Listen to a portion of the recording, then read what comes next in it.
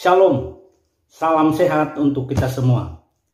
Saudara-saudara yang dikasihi oleh Tuhan, saya ingin bagikan kebenaran firman Tuhan. Saya ingin kongsikan firman Tuhan untuk kita baca, kita renungkan bersama dari Mazmur 103 ayat 14b. Mazmur 103 ayat 14b. Saya akan membacanya. Dia ingat bahwa kita ini debu. Sekali lagi, Mazmur 103 ayat 14b. Dia ingat bahwa kita ini debu. Tema kita atau tajuk kita hari ini yaitu diingat Tuhan. Bagian firman Tuhan hari ini merupakan pernyataan Tuhan, penegasan Tuhan kepada kita bahwa sesungguhnya Tuhan ingat kita. Dia ingat anak-anaknya. Dia ingat ciptaannya. Dia ingat anak-anak yang telah ditebusnya. Kita ada di pikiran Tuhan, kita ada di hati Tuhan. Dia tidak pernah melupakan kita. Dia tidak pernah mengabaikan kita. Sekali lagi, firman Tuhan hari ini, tema kita, tajuk kita, diingat oleh Tuhan. Kita tidak dilupakan oleh Tuhan. Kita paling kesal, kita paling benci kalau kita dilupakan, kita diabaikan, kita tidak diperhatikan. Dan yang diingat orang lain, yang diperhatikan orang lain, orang dekat dengan kita. Kita dilupakan. Ini sesuatu yang membuat kita cukup bergumul. Saudara yang dikasihi oleh Tuhan, ada kisah seorang reporter yang bernama Jody Roberts. Di tahun 1985 itu dia berusia 26 tahun. Jadi tahun 1985 Jody Roberts dia berusia 26 tahun. Dia tinggal di Washington. Dan pada tanggal 20 Mei 1985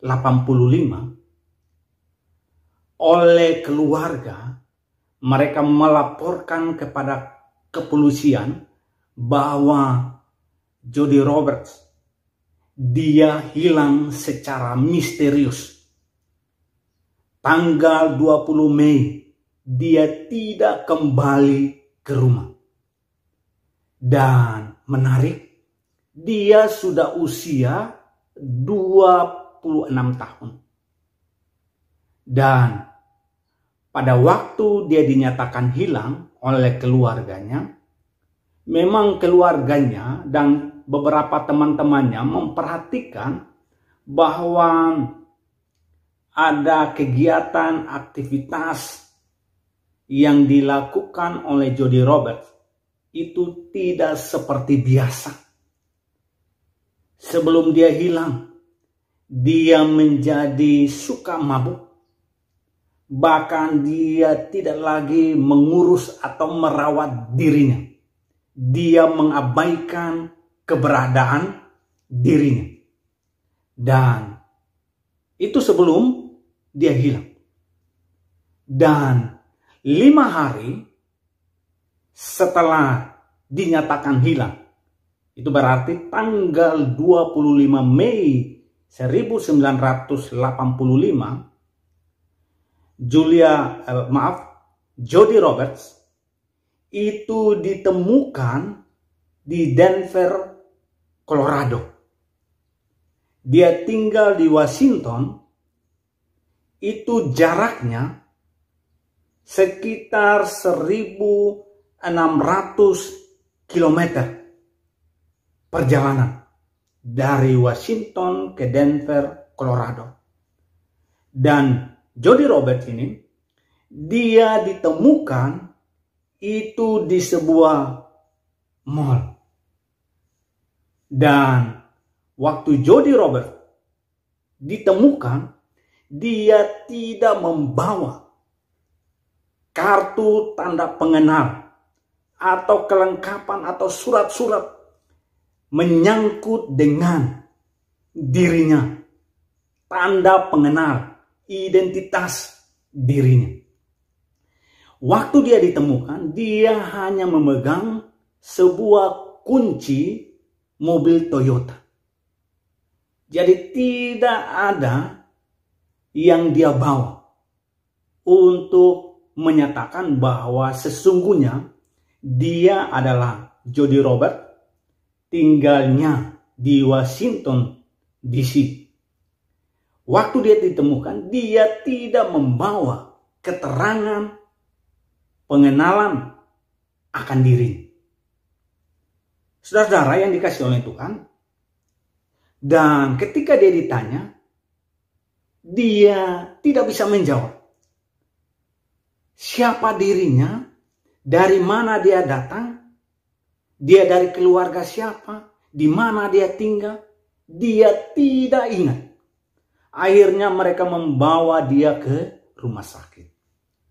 Waktu dia diperiksa di rumah sakit, diinterogasi, ditanyai siapa namanya, dari keluarga mana, tinggal di mana.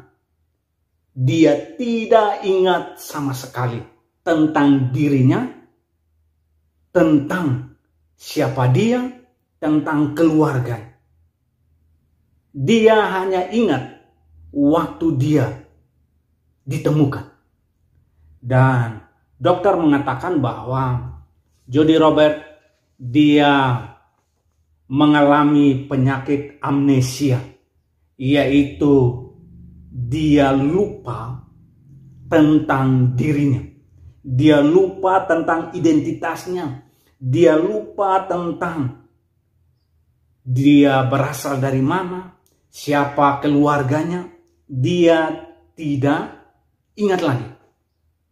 Dan akhirnya oleh pihak rumah sakit dan orang-orang yang telah menemukan dia diberi nama baru, yaitu namanya Jane D. Dia hanya mengingat setelah dia ditemukan. Dia tidak mengingat waktu sebelum dia ditemukan. Dan dia mulai dengan hidup yang baru, nama yang baru, dan dia ingat ya sekitar tanggal 25 Mei. Dan dia dipekerjakan di rumah makan cepat saji. Dia diizinkan kuliah dan akhirnya dia bertemu dengan seorang pria yang menjadi kekasihnya, menjadi teman hidupnya. Dia berasal dari Alaska, seorang nelayan. Dan dari pernikahan itu dia dikaruniakan anak kembar 2. Dan setelah dia berkeluarga, dia bekerja di sebuah situs internet. Dan pada tahun 1997 atau sekitar 12 tahun kemudian, rekan kerja Jody Roberts atau Jane D ini ditemukan, dilihat oleh temannya. Dan akhirnya mereka berusaha untuk menghubungi Jody Roberts atau Jane D ini. Dan akhirnya mereka menghubunginya.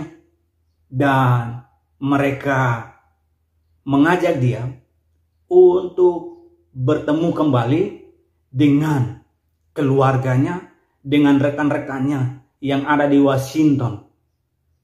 Saudara-saudara, yang menarik, waktu dia bertemu dengan keluarganya, bertemu dengan teman-teman yang lain, dia sama sekali tidak bisa mengingat keluarganya, orang tuanya, saudara-saudaranya. Dia tidak ingat sama sekali dari mana dia datang, tinggal di mana. Dia sama sekali benar-benar tidak ingat. Jody Roberts, dia mengalami amnesia. Akhirnya menjadi kesulitan bagi dirinya. Bahkan juga menjadi kesulitan bagi keluarga-keluarganya. Karena dia tidak bisa mengenal mereka.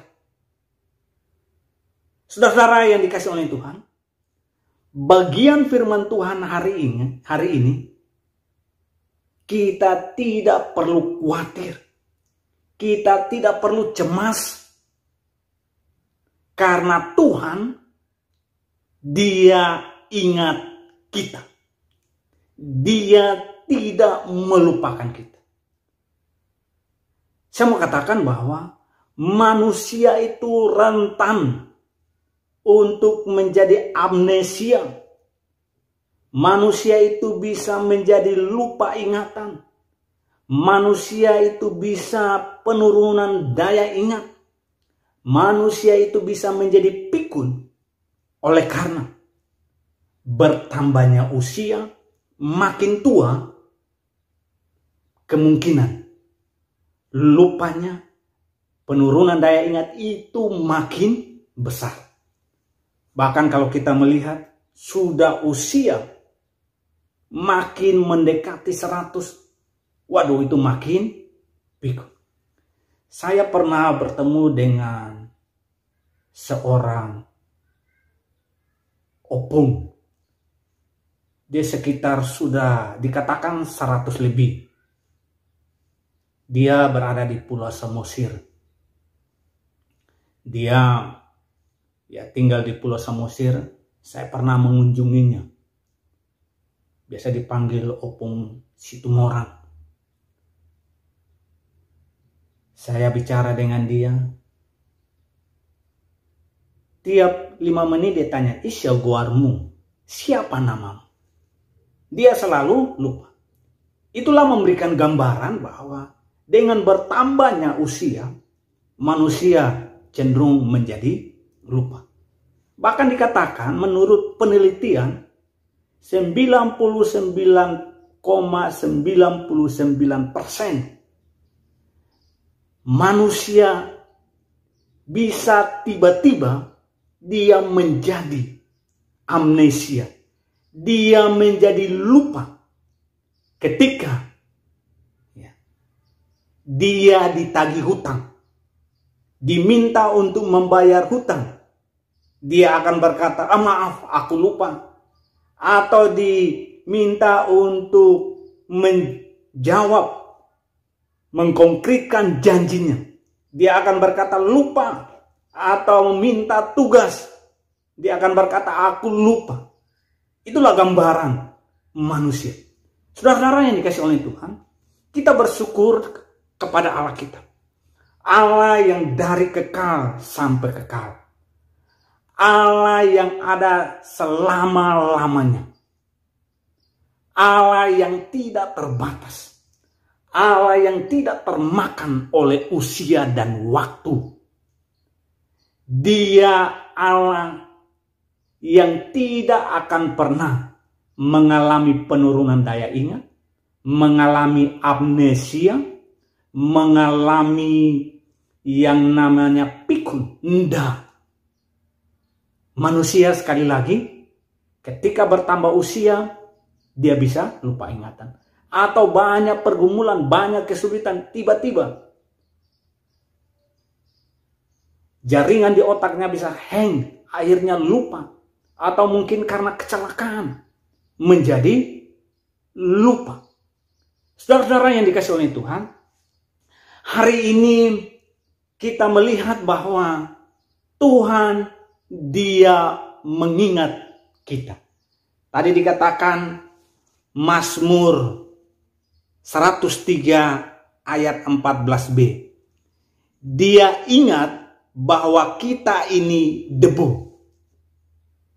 Kita lihat kata debu dalam bahasa Ibrani apar. Artinya tanah kering, debu.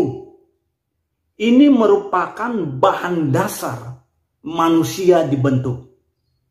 Dia tidak dibentuk dari besi, dari batu, dari kayu, dari emas. Dia memang dibentuk dari benda padat, tapi tidak keras. Tidak seperti yang tadi saya katakan. Emas, batu, besi, baja. Tidak. Dia terbuat dari debu. Para penafsir berbicara bahwa dengan manusia dibuat dari debu, ini mau mengatakan bahwa manusia penuh dengan kefanaan. Manusia penuh dengan kelemahan. Manusia tidak berdaya. Manusia itu lemah dan mudah hancur. Saudara-saudara yang dikasihi oleh Tuhan, ini mau mengingatkan kepada kita bahwa kita sangat-sangat terbatas. Kita penuh dengan kelemahan, penuh dengan kekurangan. Kita bukan Power Rangers, kita bukan Superman, kita bukan Superboy, tapi kita adalah Superme. Begitu kena air panas, Superme langsung lembek. Kita manusia begitu berhadapan dengan pergumulan, persoalan, tantangan hidup, kesukaran hidup, dia tidak berdaya. Dan kita lihat bahwa manusia ini dia terbatas. Makanya dia bisa jadi tiba-tiba lupa ingatan. Tiba-tiba tidak ingat. Dia menjadi penurunan daya ingat. Yaitu karena dia terbentuk dari debu. Tapi kita bersyukur bahwa Allah yang kita imani, dia ingat. Kata ingat yang digunakan artinya sakar. Dalam bahasa Ibrani, sakar. Artinya mengingat dengan benar. Mengingat untuk ditandai. Mengingat untuk dikenal. Saudara-saudara, mengingat dengan benar. Jadi dia ingat betul siapa kita. Dia ingat apa kita. Dia tahu kita. Saudara-saudara, kita bersyukur bahwa Tuhan kita, dia ingat kita. Dan firman Tuhan yang bagian yang lain dikatakan, dia melupakan segala pelanggaran dan kesalahan kita. Luar biasa. Ketika kita datang mengakui kepada Tuhan, minta pengampunan Tuhan, dia melupakan segala pelanggaran kita. Beda dengan manusia.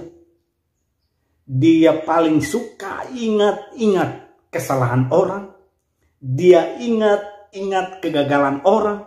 Dia ingat-ingat kejahatan orang. Sampai bertahun-tahun. Sampai mau turun kubur pun dia ingat. Tapi kebaikan orang lain, bahkan kelebihan orang lain, dia melupakan. Beda dengan Tuhan. Dia ingat kita. Saudara-saudara yang dikasihi oleh Tuhan, apa implikasinya? Apa hubungannya? Apa dampaknya? Apa korelasinya ketika Allah mengingat kita ini debu? Itu ada hubungannya, ada korelasinya, ada dampak, ada akibat. Ketika Allah menyatakan bahwa Dia mengingat bahwa kita ini debu. Ada 3. Dia mengingat kita ini debu.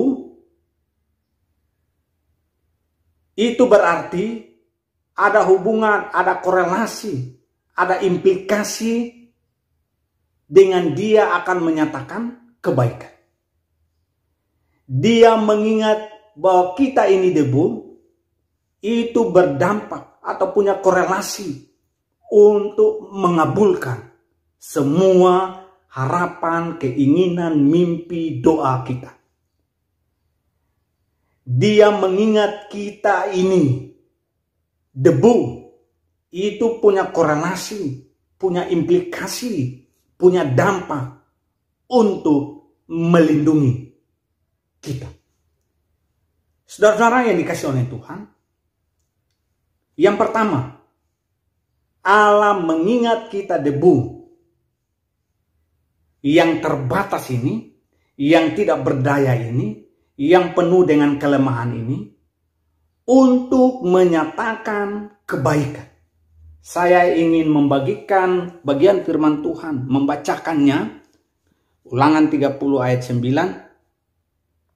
Tuhan Allahmu akan melimpahi engkau dengan kebaikan dalam segala pekerjaanmu, dalam buah kandunganmu, dalam hasil ternakmu, dan dalam hasil bumimu.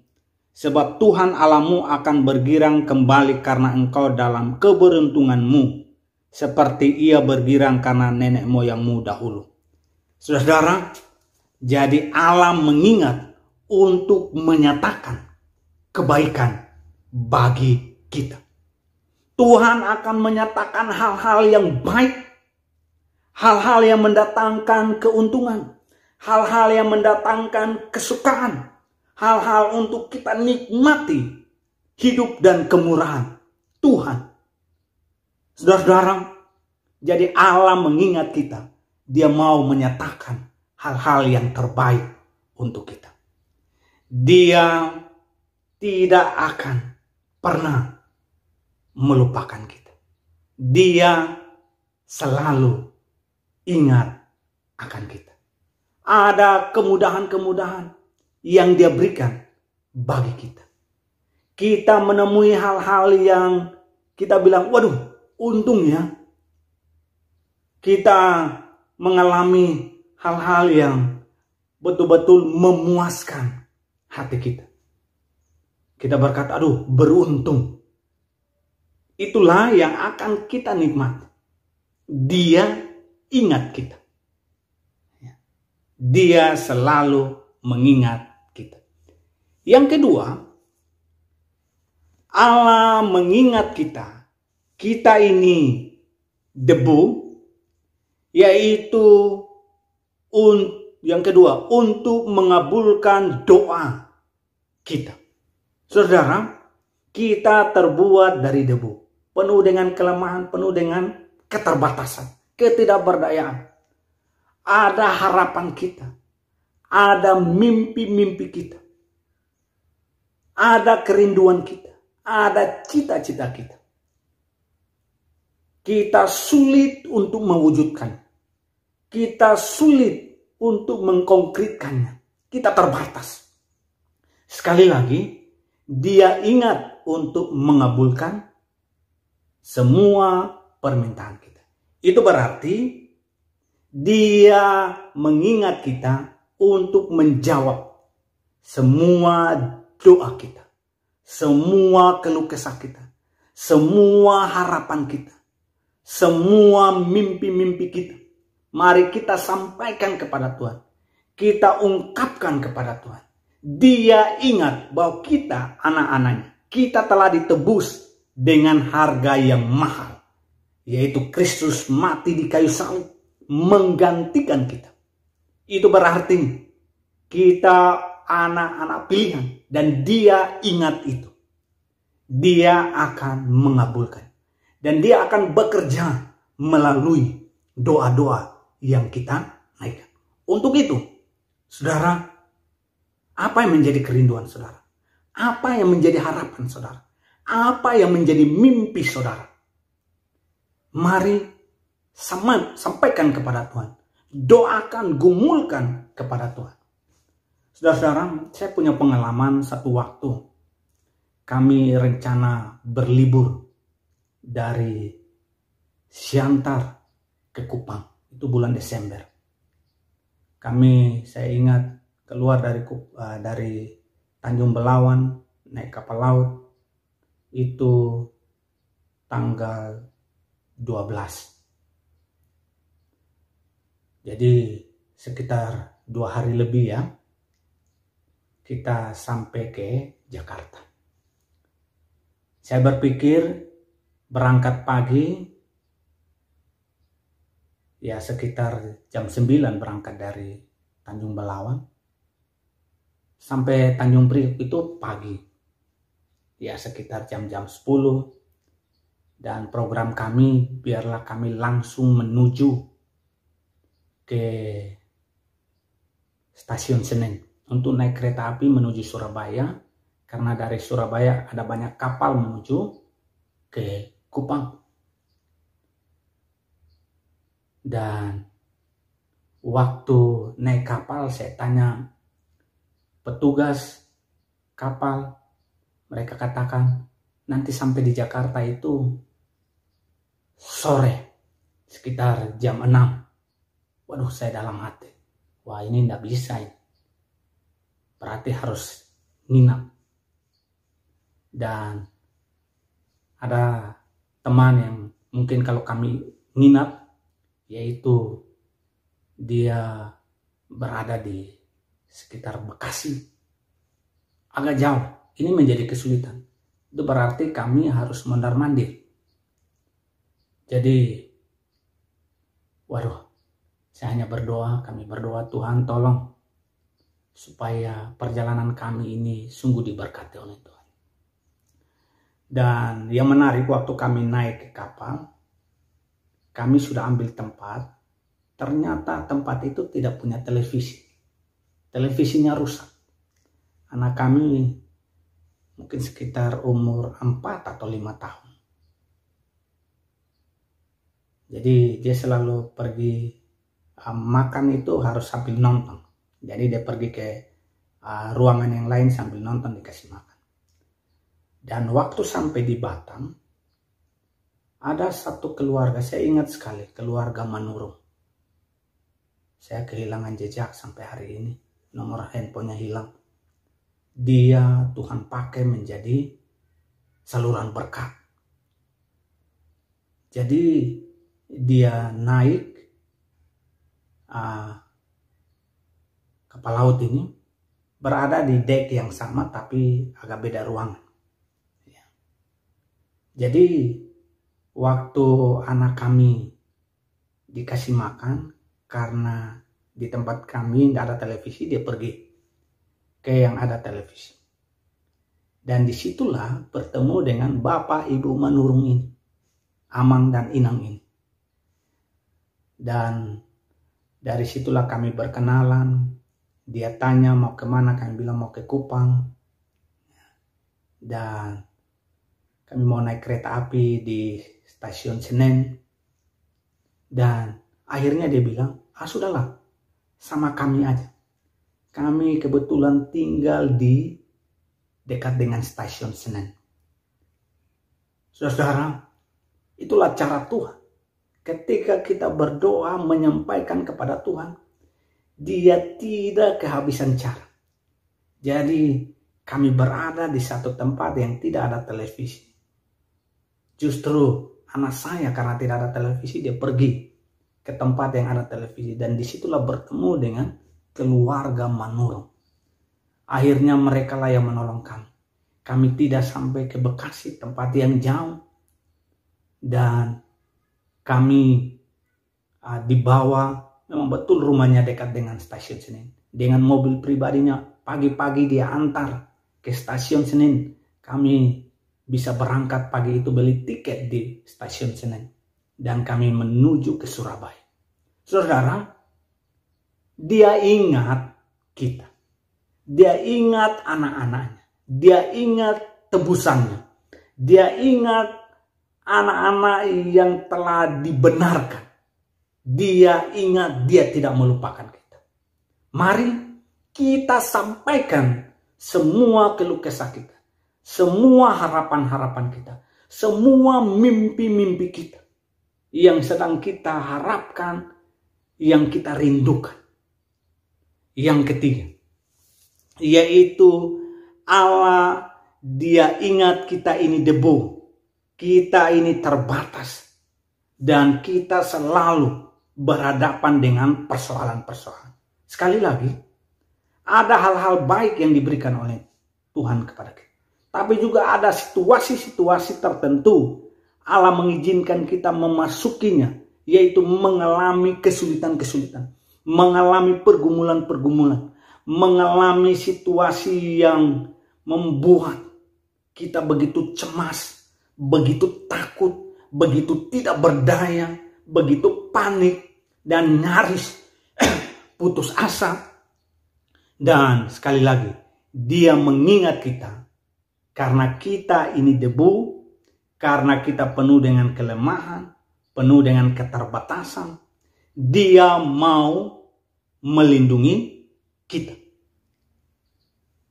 Saya ingin membacakan Kejadian 28 ayat 15. Sesungguhnya aku menyertai engkau, dan aku akan melindungi engkau kemanapun engkau pergi, dan aku akan membawa engkau kembali ke negeri ini, sebab aku tidak akan meninggalkan engkau, melainkan tetap melakukan apa yang kujanjikan kepadamu.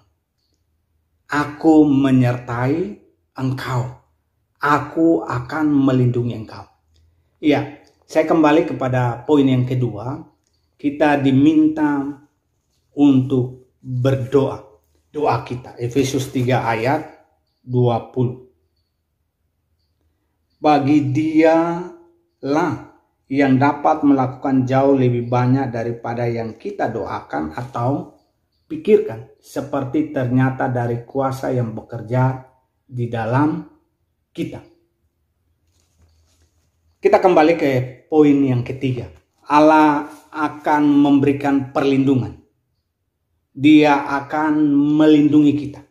Saudara-saudara, kita bersyukur Allah mengingat kita untuk melindungi kita.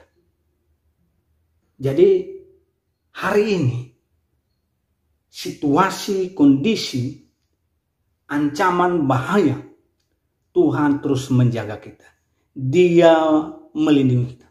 Mungkin kita dalam pergumulan yang berat, kita tidak mampu untuk menyelesaikannya. Sekali lagi, Allah, dia akan melindungi, dia akan menyertai kita di mana, kapan saja. Saudara-saudara, kita bersyukur dia ingat kita. Dia ingat untuk menyatakan hal-hal yang baik. Dia ingat untuk menjawab semua doa-doa kita, harapan kita, mimpi kita. Dan dia ingat untuk menolong kita. Dia ingat bahwa kita ada satu waktu, ada satu masa menghadapi pergumulan. Kiranya firman Tuhan hari ini boleh memberkati kita.